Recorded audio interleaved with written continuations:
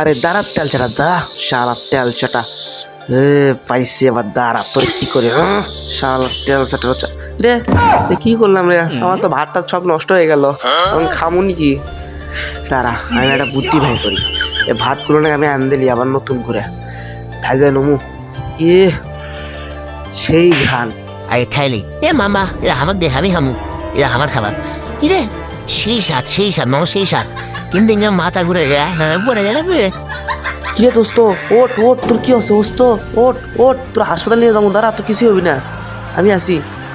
এরে নষ্ট হয়ে গেল রে ফেলে দি মুরগি খা মুরগি আয়